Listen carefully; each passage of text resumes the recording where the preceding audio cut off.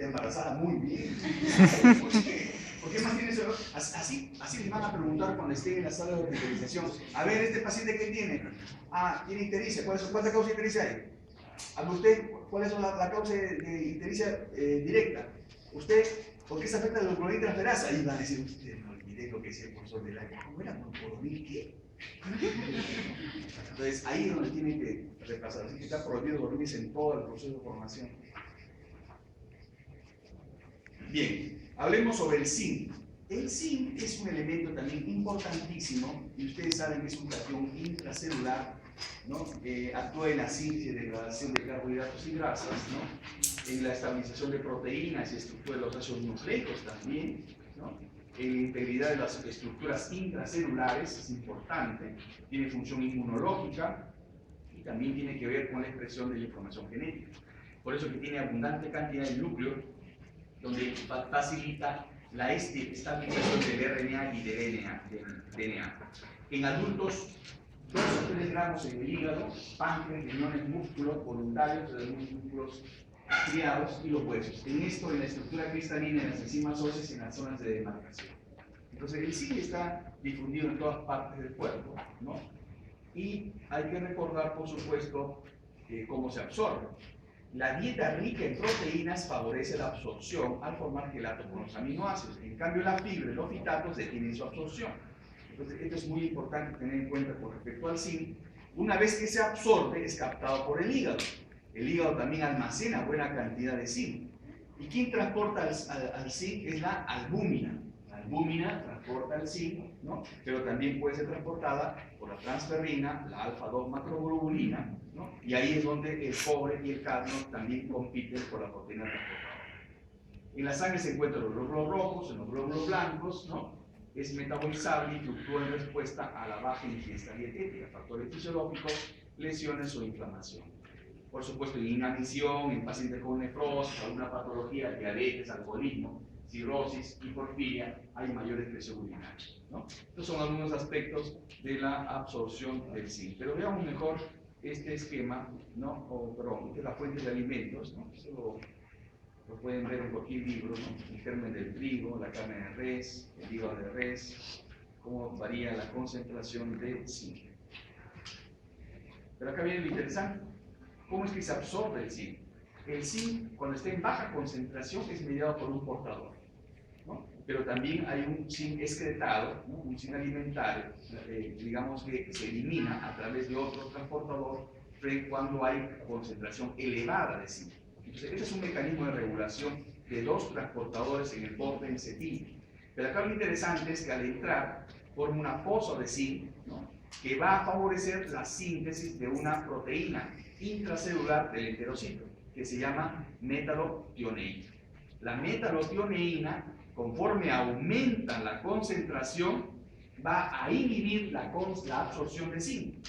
Conforme la metalotioneína aumenta, inhibe la absorción de zinc. De tal manera que la síntesis de metalotioneína es un elemento regulador de la absorción del zinc. Y acá hay un efecto interesante. Cuando la metalotioneína está baja, se absorbe el zinc. Cuando la metalotioneína está elevada, ¿no? Al contrario, se inhibe el zinc y se absorbe más el cobre. Cuando baja la metalotioneína, se absorbe menos cobre y más zinc. O sea, miren cómo la metalotioneína, que es una proteína sintetizada en el enterocito gracias al zinc, es un factor que regula la entrada de zinc y regula la entrada de cobre. Por eso que hay una competencia siempre entre cobre y zinc. Entonces, luego que se absorbe, el zinc es transportado a la albúmina, como ustedes como lo hemos mencionado, ¿no? Y esto es mediado con consumo de energía y transportado a través del plasma, ¿no? Entonces, es muy importante acá la formación de la metalotioneína. ¿Cuál es el rol del zinc en crecimiento y desarrollo? Es pues efectivamente en la síntesis de proteínas y en su función enzimática.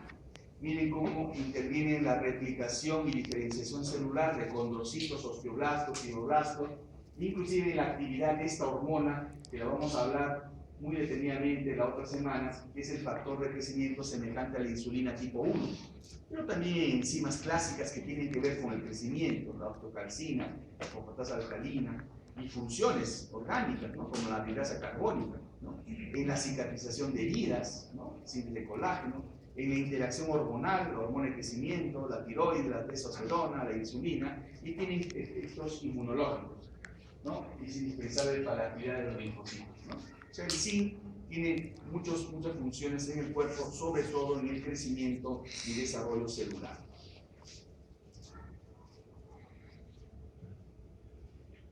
A nivel cognitivo, miren cómo influye en la neurogénesis, en la migración neuronal, en la sinaptogénesis, es decir, en el grado de comunicación entre neuronas, y en la neurotransmisión.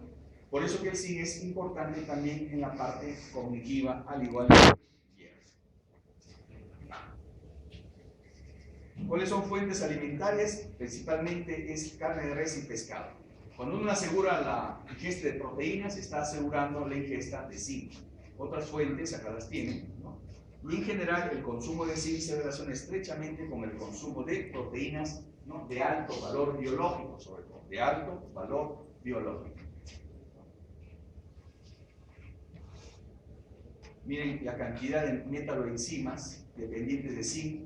Por supuesto, las clásicas enzimas del crecimiento celular son estas: RNA polimerasa, DNA polimerasa, timidina quinasa y la fosfatasa alcalina. El zinc interviene en las 4. Por eso es que tiene que ver mucho con el crecimiento celular. Y también induce la formación de dímeros, que es una condición para secretar la hormona de crecimiento. Y en la síntesis de IGF-1, que como vamos a ver, está producido principalmente a nivel del hígado, y esto tiene que ver con el crecimiento longitudinal de los huesos y la proliferación de tejidos, ¿no? Ahí el zinc cobra un rol muy importante.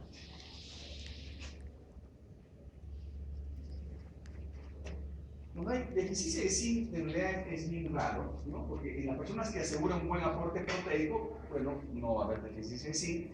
En los desnutridos sí puede haber deficiencia de zinc. El zinc estimula el crecimiento, pero eso no significa que yo le dé zinc a todo el mundo para hacerlo crecer, ¿no? A algunas personas les puedo dar de exceso de zinc, o golpeo con zinc, no los va a crecer ni con nada, ¿cierto? Entonces no es que el zinc pues vaya a ser más alto para las personas, no, eso es una creencia popular. Pero sí está escrito que hay retardo del crecimiento cuando hay deficiencia verdadera del zinc, retardo de la maduración sexual, hipogonadismo inclusive, ¿no? Hay que recordar que hay grado de toxicidad por la gran facilidad que produce irritación gastrointestinal. A veces la población es así, o sea, quiero que mi hijo crezca, le dan zinc y el niño está vomitando en la noche de emergencia, ¿no? Produce enfermedades más graves como insuficiencia renal, ¿no? Pero hay signos clásicos de toxicidad que uno tiene que identificar a tiempo con respecto al exceso de zinc. El zinc tiene que ver con el gusto, como dijimos la vez pasada. Como miren, el zinc afecta la concentración de neuropéptidos, por eso que propicia hambre, ¿no? Y además activa la enzima gustina, que tiene que ver con el gusto en las papilas gustativas, ¿no? Por eso cuando uno tiene deficiencia de zinc, uno no siente el gusto de los alimentos. Y lo que más común es cuando uno se resfría, ¿no? Es por las razones, ¿no? Uno no siente el gusto de los alimentos, pero esa hipogeusia, esa geusia es también relacionada con la deficiencia de zinc. Bien, ¿preguntas acá?